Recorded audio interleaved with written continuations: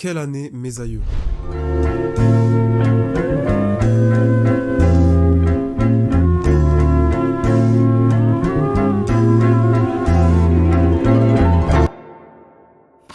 Yo l'équipe, j'espère que vous allez bien, j'espère que tout se passe bien pour vous et que vous avez passé une très belle année 2023. Et vous vous en doutez bien avec l'intro de la vidéo, oui, pour moi cette année s'est hyper bien passée et l'un des facteurs qui fait que cette année a été incroyable, c'est la panoplie de projets de rap français qui sont sortis cette année qui ont été grotesques de semaine en semaine. Cette année aura été bouillante jusqu'à la fin, on a eu la sortie de plusieurs projets qui ont concrétisé la carrière de certains au rang de superstars du rap, voire au rang de monuments du rap. On a eu certains albums qui ont annoncé le retour de certains et qui ont envoyé une bouffée d'air frais dans la gueule, et on a surtout des albums qui ont confirmé la présence de certains rappeurs au rang de très bons rappeurs. Et là je pense surtout aux rookies de cette année qui nous ont envoyé des bastos semaine en semaine. Et du coup il fallait que je fasse une vidéo des meilleurs albums de l'année 2023. Alors oui, album c'est un bien gros mot puisqu'il y a eu des mixtapes, des EP et bien sûr des albums. Du coup c'est plus une vidéo sur les meilleurs projets sortis cette année. Comme je vous l'ai dit, je me suis régalé cette année, ce qui a fait que cette année j'ai écouté pas moins de 75 albums.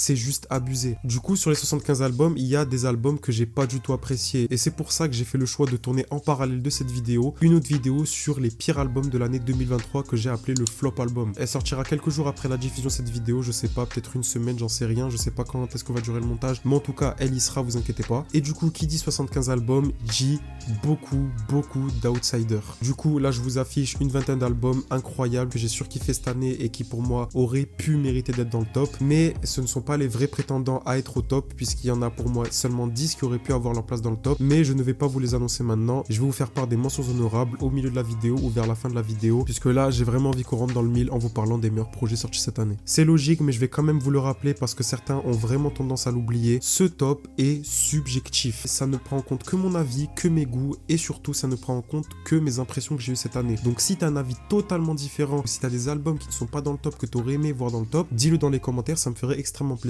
Mais en tout cas, il faut se faire à l'idée que ce top c'est le mien et qui ne changera pas du tout. Bref, j'espère que vous l'avez compris, cette vidéo s'annonce incroyable et j'ai hâte de vous faire part de mes albums préférés de cette année. Donc du coup, faites place au top 10 des meilleurs albums de rap français sortis en 2023, selon moi bien sûr. C'est parti.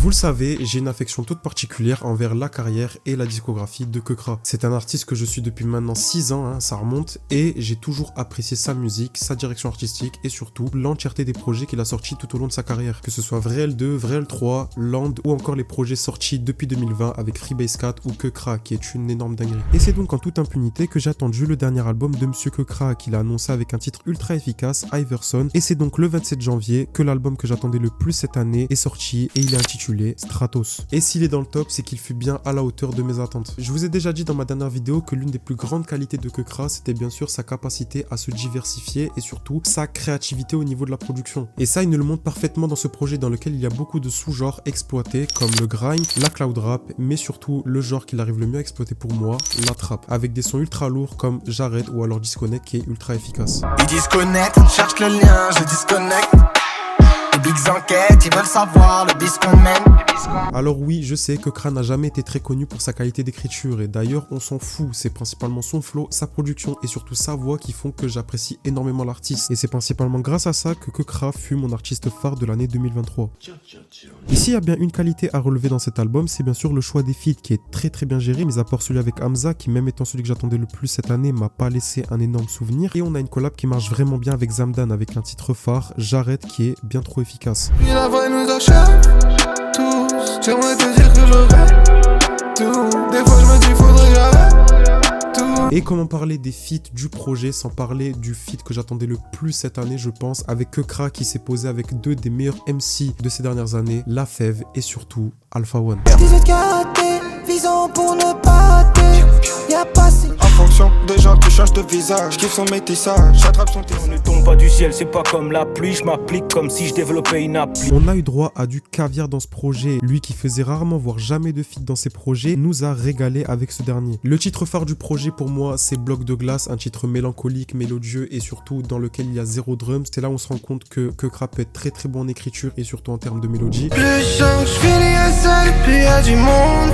Grandi dans un bloc de glace où les refrains fondent, tombent tous dans le son. Mais je vais pas vous mentir, les deux sons qui m'ont aussi marqué, c'est Trop tard, un son bien grime UK, ou alors Combien de temps, qui est le son que j'ai le plus écouté de l'album.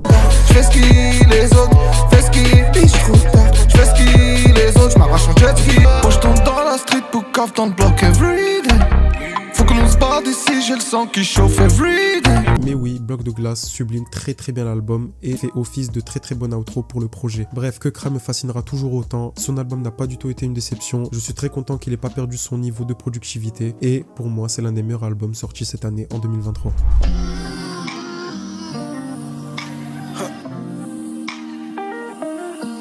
Yeah.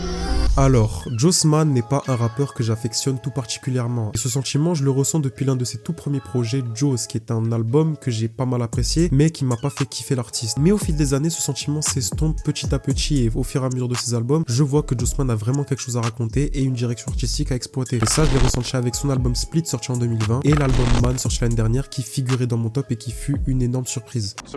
Après ça, j'ai eu ma dose de Jossman et je n'en attendais pas plus, mais il a fallu que cette année, en prenant tout le monde au dépourvu, une mixtape sortie de nulle part vienne nous enclencher et c'est Joss de Jossman. Ouais, on voit que le gars n'avait plus trop d'inspi. Je vais pas vous refaire un portrait du personnage vu que je vous en ai déjà parlé dans une de mes vidéos, mais s'il y a bien une chose à tirer du projet sur la personnalité de Jossman, c'est qu'il aime l'argent. Il aime genre vraiment l'argent. Et c'est bien sur cette thématique que Jossman va nous avoir. Le projet traite de l'argent et du luxe sur tous ses aspects en parlant de plusieurs marques, des aspects de la vie de riche ou certains éléments de la vie luxueuse. Et on voit qu'il pousse le délire très très loin avec la cover de l'album qui est entièrement dorée. Ce qui m'a surpris, c'est que cet album contraste vraiment avec ses anciens projets Man et Split qui sont dans une thématique et un registre totalement contraire à ce que peut nous offrir Jossman sur cet album. Dans Man, il nous parlait de la mort et du deuil de cette dernière avec un ton très très triste et un registre vraiment tragique. Là, dans cet album, c'est plutôt un éloge à l'argent et dans un ton plus joyeux. Le projet est drôlement efficace, les pros sont ultra bien choisis et rentrent parfaitement dans la thématique du projet, avec Problème de riche ou 50K que j'écoute énormément. 50 000 euros d'un coup, je suis large pour les vacances, je suis large pour le week-end.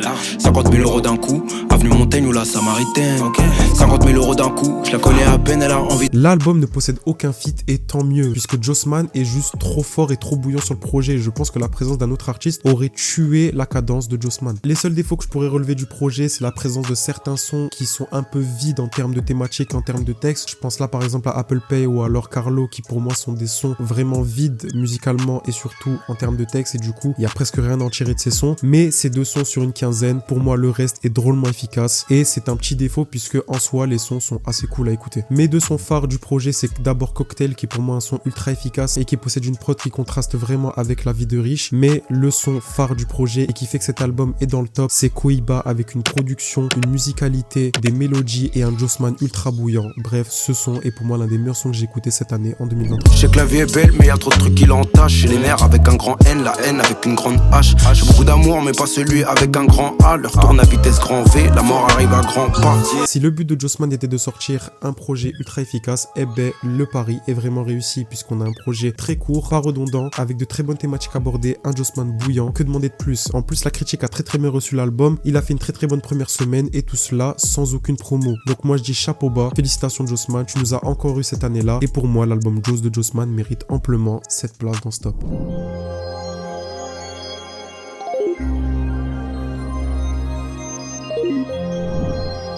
J'aime beaucoup Joke, enfin Ateyaba, c'est un rappeur dont je suis pas totalement fan, mais je respecte énormément sa carrière au vu de ses projets qui sont tous très excellents. Avec Ateyaba, mais surtout Tokyo, qui est un classique pour moi et qui est pour moi l'un des projets les plus marquants de la dernière décennie. Je le respecte vraiment pour sa direction artistique et pour l'artiste en lui-même, même s'il a réussi de défaire Kukra, et ça, c'est impardonnable. Bref, je pense qu'il y en a qui me voient venir après ce que je viens de dire sur l'artiste. Je n'ai jamais baigné dans la hype Ultraviolet. Ultraviolet était le projet que Ateyaba avait annoncé en 2014 et que les gens ont attendu pendant 9 ans. La hype était à son comble. Ateyaba a annoncé cet album comme une pépite et un chef-d'œuvre, surtout que juste avant il nous sortait Ateyaba, donc c'est dire le niveau d'attente suscité par les fans. Et je pense que vous avez déjà entendu cette légende qui disait que l'album n'allait jamais sortir. Mais au grand merci, l'album Ultraviolet est sorti, ou plutôt devrais-je dire La vie en violet. Je suis content de ne pas avoir eu des attentes grandioses pour le projet, puisque c'est souvent ça qui suscite une énorme déception chez les auditeurs. Et c'est pour ça que j'ai vraiment bien reçu le projet d'Ateyaba, vraiment. Le projet est très digital et ça se ressent au niveau de la production, comme sur Pokéball ou Deep Web qui sont des sons ultra marquants au niveau des prods.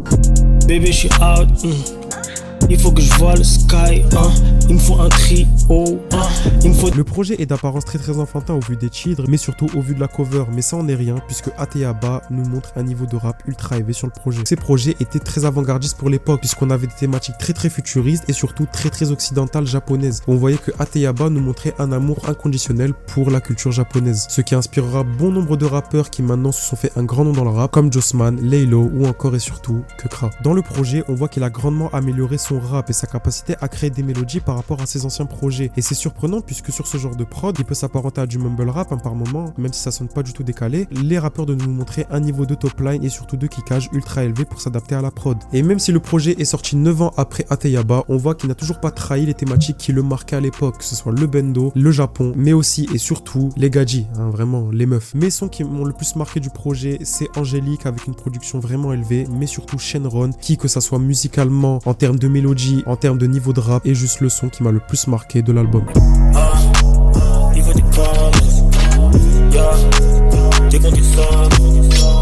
En tout cas, l'album est pour moi une réussite totale puisqu'il figure dans le classement et surtout dans le top 5. Ateyaba n'a pas totalement réussi son pari puisque l'album n'a pas du tout été bien reçu par la critique et c'est normal, après 9 ans d'attente, je doute bien que la critique ait des attentes grandioses. Alors oui, ce n'est pas au-dessus d'Ateyaba, même bien en dessous, mais Ateyaba n'a pas du tout trahi ses idéaux, n'a pas du tout perdu son niveau de rap et le projet est juste très cool et très plaisant à écouter. Pour moi, c'est le projet le plus avant-gardiste et le plus original de cette année. En tout cas, je suis content de ne pas avoir baigné dans la hype puisque j'aurais été déçu de toute façon. Bref, pour moi, Ateyaba est toujours aussi fort et La vie en violet est un énorme projet.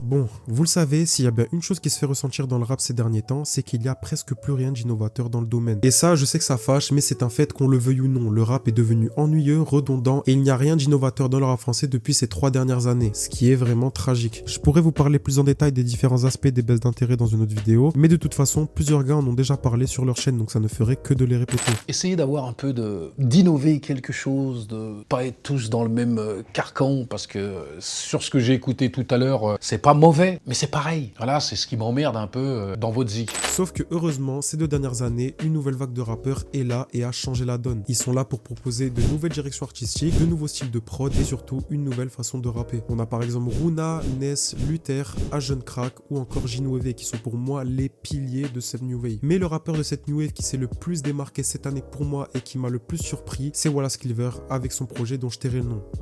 Pour des raisons évidentes. Ce n'est pas son premier projet, on a déjà eu droit à Cauchemar il y a 2 ans de cela ou à La recherche du temps perdu qui est très efficace. Mais ce projet est pour moi l'aboutissement de ce que peut apporter Wallace Cleaver dans le rap français. L'album, comme peut si bien le montrer le titre, va traiter d'amour, mais intrinsèquement, c'est un amour qu'on ne peut pas discerner. Il va traiter de l'amour qu'il avait pour une tierce personne, mais sur tous ses aspects, à l'image de Jossman sur son projet traité précédemment à propos de l'argent. Là, Wallace Cleaver dans ce projet ne traite pas d'un amour impossible ou imaginaire comme pour Roméo et Juliette ou alors Manon Lescaut et Des Grieux. On va plutôt parler d'un amour incompréhensible qui peut toucher absolument personne puisque ce sentiment est universel.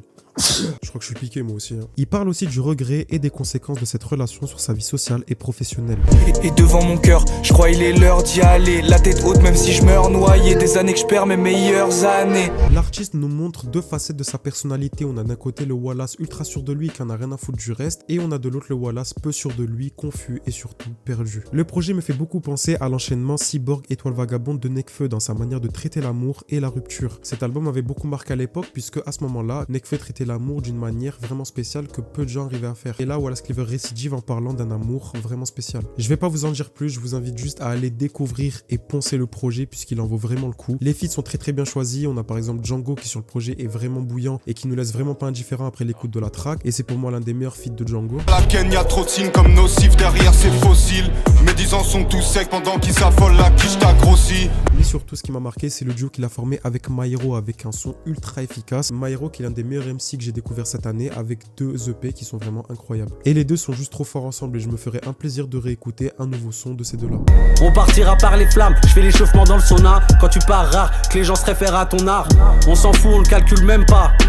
Les sons qui m'ont le plus marqué du projet, c'est Salavi qui est un peu le hit du projet hein, et c'est normal, le son est ultra efficace, ultra mélodique et surtout très entêtant. Merde, on a tant souffert, faut que j'enterre mes soucis. Un que je perds, 10 de découvert, faut que je rachète des bouches. Si je veux de l'air, je roule un gigaterre et il est pas tout petit. Mais mon son préféré du projet, c'est Dans ma tête, qui est le son le plus efficace avec la meilleure production, dans lequel Wallace Cleaver est le plus touchant et le plus marquant. C'est pour moi le meilleur son de l'album.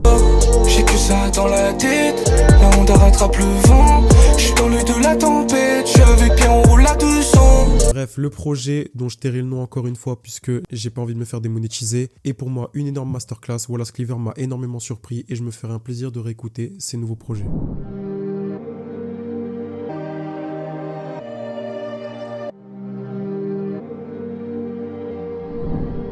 Bon, là on parle d'un rappeur un peu plus underground. Souffrance n'est pas un jeune rappeur, il rappe même depuis bien plus longtemps que certains rappeurs que vous écoutez avec un premier projet sorti en 2007. Il avait arrêté le rap pendant un bon moment puisque ça ne décollait pas, mais au bout d'un moment il a vu qu'il pouvait avoir sa chance dans le rap, notamment en voyant que certains rappeurs de son calibre étaient en train de décoller. Et après ça, il décide de marquer son retour dans le rap game tel Mounir dans Validé. Salut les amis. Il nous a sorti Tranche de vie en 2021, puis Tour de magie en 2022. Et cette année, il récidive avec la même recette en nous sortant Eau de source, qui est juste incroyable. Le projet est tout ce qu'il y a de plus rap. Et après la première écoute du projet, je me suis rendu compte que Souffrance était vraiment le trésor caché du rap français. Le projet est ultra bien rappé et c'est du vrai rap. Des fois, on veut écouter des rappeurs parce qu'ils sont très mélodiques, parce qu'ils ont une très bonne qualité de production. Moi, cet album, si je l'ai kiffé, c'est parce que c'est du bon rap. Le projet dure plus de 40 minutes et je ne trouve pas le projet redondant à la longue. Et c'est surprenant puisqu'il kick pendant toute la durée de l'album. Les feats sont encore une fois bien choisis avec un ZKR ultra bouillant, mais surtout un Vald qui se complète parfaitement avec la DA de Souffrance, lui qu'il avait validé dans l'une des interviews qu'il avait faites avec Mehdi Maizi. Le projet est un big no skip, l'ambiance générale du projet est très bien gérée, une ambiance bien bresson et bien checkard, c'est un projet qui en vaut vraiment la peine. Le projet doit s'écouter dans le train ou dans le bus la nuit en contemplant la pluie qui vient se déposer sur ta vitre. Souffrance écrit super bien, il est surtout bien tenace sur le projet, l'album est super bien produit avec des prods majestueuses comme dans Authentique ou Khalas. Yankee faut khalas, patron faut khalas, je me baisse et je ramasse. Yankee faut khalas, patron faut khalas. Et s'il y a bien une chose qui m'a surpris dans le projet, c'est que l'album est bien trap. Et bien que dernièrement ce genre me sort par le nez tellement il est redondant et que je le vois dans toutes les trends TikTok avec les H la drogue, les MIG ou les Friches la douille, là c'est pas du tout redondant, c'est très innovateur et c'est surtout très différent de ce que peuvent nous proposer les autres rappeurs dans le rap game. On marche dans la tempête, on profite de l'éclaircie, on retombe dans la tempête, on sait ce qui se cache derrière les s'il vous plaît les merci. On profite de l'éclaircie. Bref, Souffrance sur le projet s'adapte vraiment à tout alors que le gars approche de la quarantaine, c'est dire. Je n'ai rien à ajouter, ce projet est une bouffée d'air frais et je suis le client numéro 1 de ce que peut proposer Souffrance dans la sphère rap. En tout cas, allez streamer Eau de source et surtout allez donner de la force et streamer Souffrance, il le mérite vraiment puisque c'est vraiment le trésor caché du rap français.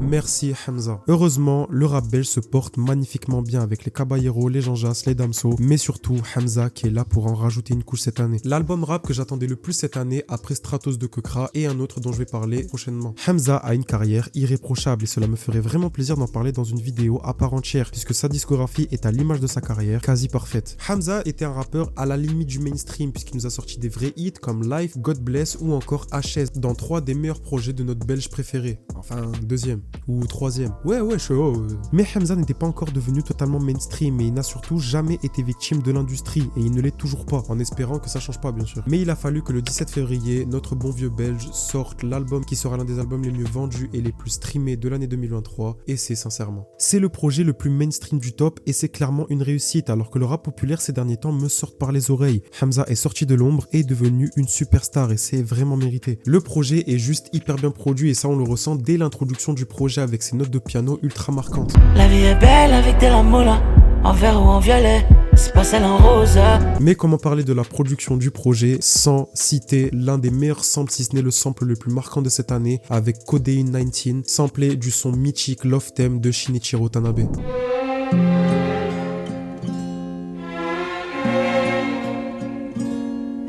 Codeine, codeine, codeine, codeine. viens en mode. Alors oui, je sais, il y a énormément de sons qui sont plus pensés pour être des hits, comme le feat avec Damso, Nocif, un énorme remix, ou alors les feats avec Chacola, Isika, et que je n'ai pas du tout écouté après leur sortie, même si À ta santé est un vrai hit, on va pas se mentir. Mais ce ne sont pas des hits vides et on sent qu'il y a un vrai travail de production derrière les sons, et surtout que Hamza ne se fout pas de la gueule de ses auditeurs. Sincèrement, est censé être un portrait de Hamza et surtout est censé être la suite de Paradise, comme il nous l'avait dit avec Mehdi Maizi. Alors oui, musicalement c'est pas aussi fort que Paradise, mais je tiens à dire que sincèrement pour moi est le projet qui m'a le plus marqué à sa sortie, alors que Paradise a mis un peu plus de temps à me marquer. J'ai énormément aimé les feats du projet et surtout celui avec Offset qui a niqué toute concurrence pour ce qui est des feats rap US et rap FR, et dans lequel on va pas se mentir, on voit que Hamza est au-dessus de Offset en termes de niveau. Après, quand tu vois la réaction d'Offset quand il a écouté Hamza pour la première fois, tu t'étonnes pas qu'ils ont sorti un feat 5 ans après. Le boy est résilié, je peux mettre un diamant au doigt d'une teinte. Le son phare du projet pour moi c'est Free YSL, je sais que je suis pas très original mais c'est le son qui m'a le plus marqué avec la mélodie la plus marquante et le Hamza qui m'a le plus choqué musicalement. On pull up assise dans le van, ces rages sont remplies de sang mais faut que j'arrête la tease, elle m'a baisé le crâne. Hamza est toujours l'un des rappeurs qui a les meilleures mélodies du rap francophone. J'ai énormément aimé ce projet et son succès n'est pas du tout démérité. Je suis vraiment content que Hamza ait réussi à se faire un nom dans le rap et pour moi ce projet mérite amplement sa place puisque c'est l'un des projets les plus forts de cette année 2023.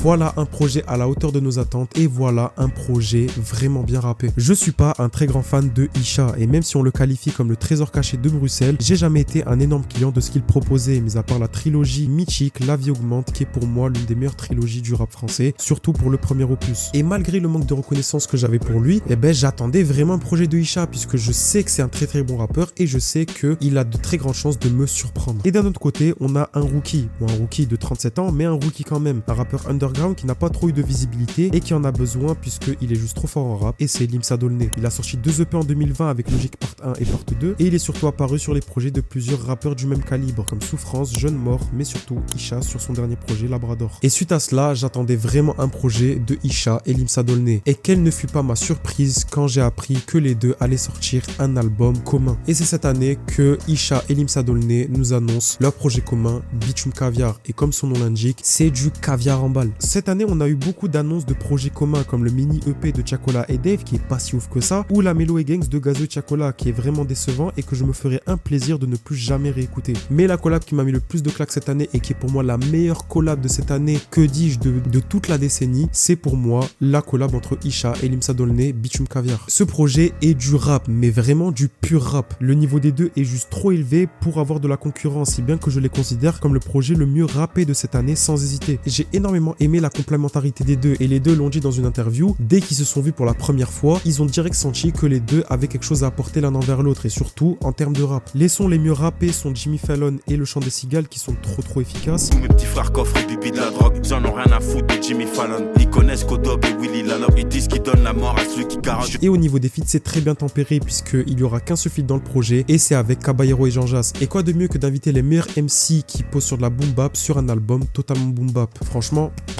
chapeau l'artiste. Peu de stress, mais je suis en pleine forme. Je vais prendre mon chèque, je suis à l'entrée du checkpoint. J'avais un couteau de boucher dans un sac plastique. Je viens de BXL, ces endroits où ça se tape vite. Bref, le projet est un sans faute, c'est un no skip, mais quand je parle d'un no skip, c'est vraiment un vrai no skip. J'en attendrai toujours de ces deux-là. Isha est un rappeur dont j'attendrai toujours la sortie d'un nouveau projet et je suivrai Limsa Dolné de près pendant très longtemps. Donc merci Isha, merci Limsa Dolné et merci Bitume Caviar. Avant de passer au top 3, je vous l'ai dit au début de la vidéo, mais il y a plusieurs prétendants qui auraient pu avoir leur place dans le top 10. Alors je vais pas vous les énumérer, je vais plutôt vous faire défiler les 10 projets qui auraient pu avoir leur place dans la vidéo. Et vous allez voir, il y a certains projets qui sont vraiment très lourds. Cop ma veste, passe par la fenêtre, je crois que j'ai mon tel. Chope ma caisse, décrocheur d'ici, je suis wanted. Difficile d'être ambitieux, faudra beaucoup de cash pour l'addition. Ça fait longtemps que j'ai pas fait la fête. Hey. Dans 10 piges, faut qu'on ait tout pris à tout prix. Viva la jeune crack, 1, 2, 3. Pour la pluie, j'ai pas pris eu de la pitié. J'ai mais on me l'a mise, et je compte pas sur l'amitié. N'aie pas peur de moi. Fais donc péter le champagne comme si toi et moi on fêtait notre première fois. Sûr qu'il y a des prêtres qui fument et moi j'ai de l'amener. C'est très bien que j'ai aucun scrupule, je vends de l'abbé à l'abbé. Le pas bien cassé, j'ai le cochi bien rasé. Mon baggy mes contours et mes gars. Faut accepter de voir la misère du monde dans le trône, dans le crâne, tout part où mes yeux se passent, où mes yeux se posent. Je répète, faut accepter de faire des quêtes mat, des couplets de merde parfois. A-t-elle refait sa vie? Est-elle toujours aussi belle? Qu'à 23 c'est mort, j'arrache fort comme si j'avais 0 thune. Et vu les montants qu'il y a sur les contrats, je vais les signer au stylo plume. Bref voilà, j'espère que vous êtes contents ou pas. Mais bon, maintenant passons au top 3 des meilleurs projets de l'année 2023.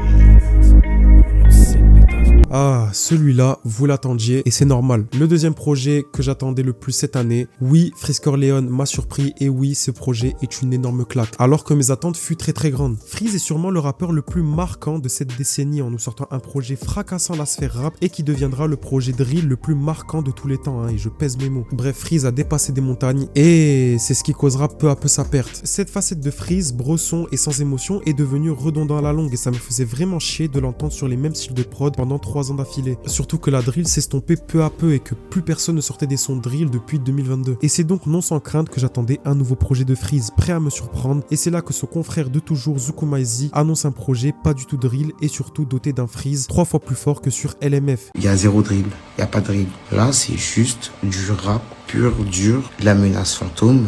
Mais c'est de l'eau, genre, c'est de l'évian, c'est de la cristalline. Et depuis ce jour-là, contrairement aux fans, j'étais vénère puisque les attentes étaient trop grandes et que c'était le meilleur moyen d'être déçu à la sortie du projet. Mais c'est en sortant Shaf 4 pour faire d'office de promo que mes mauvais pressentiments s'estompent peu à peu puisqu'on y trouve un Freeze bouillant, en roue libre qui n'en a surtout rien à faire de la presse puisqu'il est en roue libre sur le projet. Il nous sort Amérique du Sud quelques semaines plus tard qui est du même calibre que Shaf 4 et après l'annonce de la cover du projet, la patience est à son comble et le 11 septembre, comme toujours, Freeze nous sort l'attaque des clones et c'est une masterclass. L'album est une bouffée d'air frais, il est très bien structuré et l'ambiance générale du projet est vraiment trop bien gérée. J'ai été pris de revers par l'album parce que oui, je tiens à dire, ADC est bien meilleur que LMF. La promesse est tenue. Il est beaucoup mieux structuré que LMF et contrairement à ce dernier, il y a 0 son à jeter. Le projet est vraiment un no-skip jusqu'à la fin. Et c'est le même ressenti que j'ai eu pour Projet Bluebeam qui est pour moi le meilleur projet de Freeze. L'album est un horrorcore et pour ceux qui ne savent pas ce que c'est le nom qu'on donne à un projet qui installe une ambiance horrifique et bresson. Et ça se ressent sur quelques sons excellents comme Amérique du Sud, mais surtout Voldemort qui est une totale réussite.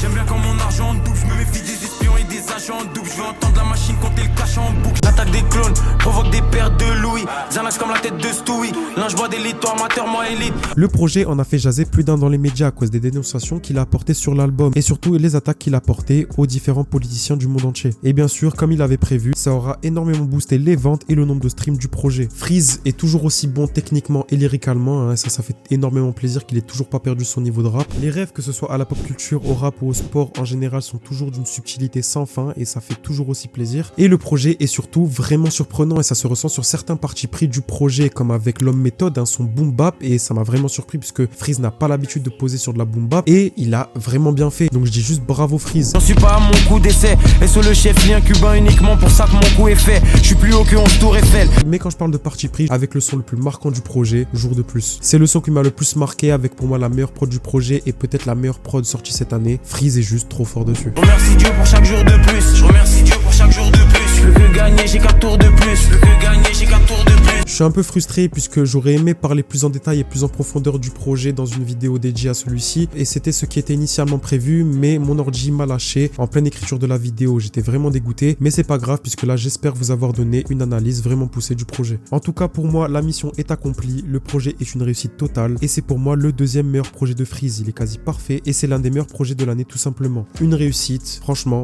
bravo Freeze.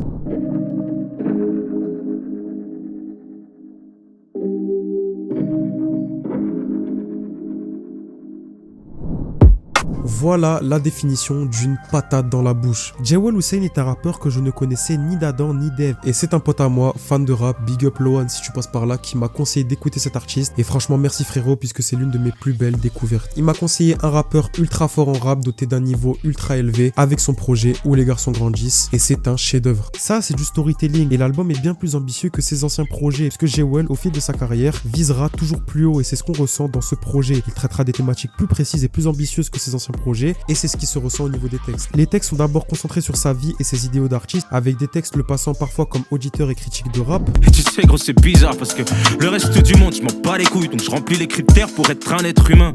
Ils le font pour le bif, ne pour que ça découpe.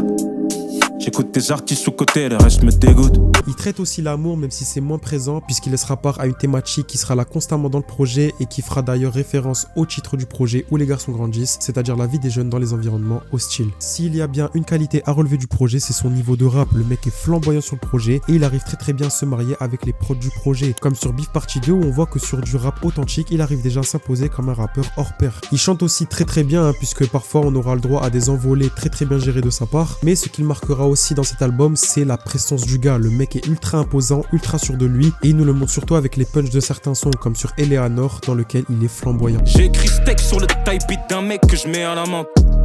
Ils me trouveront fort quand je serai à la mode ou bien à la morgue. Musicalement et en termes de production, c'est aussi du haut niveau. Il nous installe dans une certaine ambiance avec des sonorités un peu jazz en utilisant des instruments propres à ce genre, comme sur Passy Bleu avec une envolée incroyable.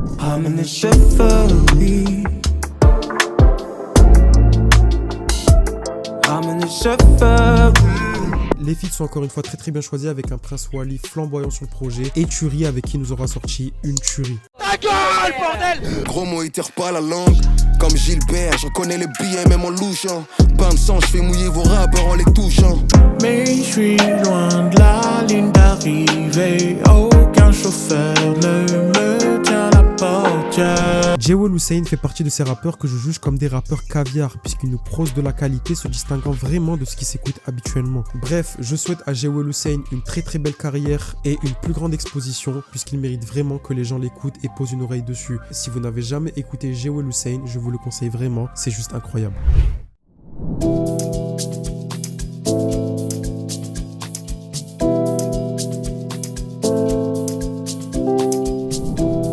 Ma plus belle découverte de cette année et sûrement celle qui me marquera le plus dans les années à venir. Cette année a été marquée par de nombreuses nouveautés et découvertes et ce sont tous ces rappeurs émergents qui m'ont sauvé des nombreux hits Zumba et des freestyle trap basiques qu'on nous balance dans les oreilles à chaque clip TikTok. J'ai souffert avec ces sons, vous pouvez pas comprendre. Et un rappeur est là pour nous sauver et c'est Chief avec son deuxième projet 1.6 qui est, vous le voyez, pour moi le meilleur projet sorti cette année. Là on peut parler d'une vraie bouffée d'air frais, là on peut parler d'un album très innovateur puisque c'est le projet qui m'a le plus fait plaisir à la première écoute et c'est normal, c'est sûrement l'album que j'ai le plus réécouté après sa sortie avec l'Attaque des Clones. Musicalement, le projet est d'un niveau stratosphérique apportant des sonorités très orientales en se rapprochant du rail comme dans son projet précédent et en le mélangeant parfaitement aux mélodies habituelles qu'on trouve dans le rap français. Quand la vie ne t'en donne pas la force, où est le bonheur, elle stipule jamais.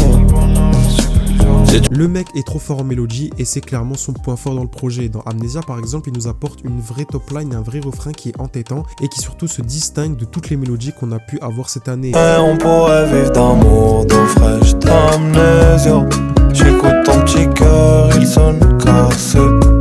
Le projet est juste un raz-de-marée de prod très bien choisi et pas seulement sur les éléments de chaque prod mais surtout sur la structuration minutieuse qu'il y a eu pour chaque prod du projet, avec notamment Inata, le single du projet qui est pour moi le meilleur son du projet, l'un des meilleurs sons que j'ai écouté cette année. Et cette impression je l'ai rarement eu dans le rap français. Pour vous dire, l'une des seules fois où ça me l'a fait, c'est lorsque j'ai écouté pour la première fois les premiers albums de PNL, c'est pour vous dire. Personne paie pour le flow to fake. I still have no fuck to give. Inata parle pas chinois, je peux la comprendre sans sous-titres. Il utilise très bien sa voix dans ses propositions mélodiques et aussi lorsqu'il kick, que ce soit dans son feat avec Flen qui est d'ailleurs le seul feat du projet et l'un des meilleurs feats de l'année. Et s'il y a bien une chose que les auditeurs ont relevé dans sa musique, c'est sa capacité à switcher non sans maîtrise de ses deux langues maternelles, la langue arabe et la langue française. Et il le fait d'une manière très subtile sans y trouver une quelconque incohérence entre chaque transition. دالي غير خبالي خلوني براسي خلوني بحالي طالب من العالي زول ومحالة لا شانو. Le son que je trouve étant objectivement le meilleur, c'est bien sûr Mathusalem qui a pour moi la meilleure mélodie du projet et sachant que c'est son point fort, cela ne peut que donner un son digne de ce nom. 2-3 poucaves qui nous guettent pour les persiennes. En bas y'a du taf mais ce n'est pas du tertiaire. C'est le détail que je règle pas même si j'excelle. Et dans la totalité du projet, pour moi c'est une réussite totale. Je n'ai pas été déçu, j'ai été surpris du début à la fin. J'ai tout le temps bougé la tête à chaque écoute de chaque track. C'est pour moi une énorme réussite. Je dis à chaque fois réussite mais il n'y a pas d'autre mot pour qualifier ce projet. Bref, en tout cas le projet pour moi est d'une qualité sans fin. Il possède des sonorités orientales très bien gérées qui fait plonger l'auditeur dans une ambiance très spéciale. On a un rappeur qui sait vraiment bien kicker et qui surtout possède des mélodies et une musicalité se distinguant vraiment de ce qu'on a pu trouver cette année dans le rap français et une production d'un niveau vraiment élevé. L'album est juste un sans faute. Il y a 10 titres comme dans Illmatic, ce qui fait qu'on n'y sent aucune longueur et qu'on ne s'y perd vraiment pas. C'est genre vraiment parfait. Chief est une énorme découverte. Je vous invite vraiment à aller écouter ce projet et à aller découvrir l'artiste si ce n'est pas encore fait, puisque ce projet 1.6 est pour moi le meilleur album sorti cette année dans le rap français. Je suis crevé, ça fait 1h15 que je tourne, il est 1h30 du matin, ça fait plaisir. J'espère que vous avez apprécié cette vidéo, j'espère que vous aura autant plu que l'année dernière, puisque c'est le genre de concept que j'aime vraiment faire, hein. J'aime beaucoup les top 10, et faire un top 10 des meilleurs projets de l'année, c'était vraiment inévitable. Comme je vous l'ai dit, si vous avez un top totalement différent, si vous avez des albums à me suggérer, si vous avez des albums que j'ai oubliés, dites-le dans les commentaires, hein, c'est fait pour ça. Et si vous avez apprécié la vidéo, n'hésitez pas à liker, hein, comme d'habitude. En tout cas, cette année aura été incroyable, et j'espère que l'année 2024 sera de même. Comme je vous l'ai dit, le flop sortira en parallèle de cette vidéo, je sais pas dans combien de temps, mais ça sortira. Bref, je vais pas vous faire le résumé. Abonnez-vous à mon TikTok, à mon Twitch, à mon Twitter, à mon Insta. Tout est dans la description. Et moi, je vais dormir. Ciao.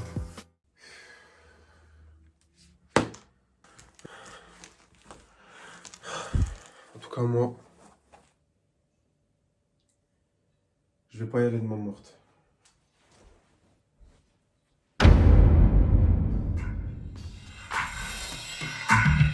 Comme ça, vous m'avez trahi, comme ça. وهكذا بديتو هبيا هكذا. Comme ça, vous m'avez trahi, comme ça. وهكذا لعبتو هبيا هكذا.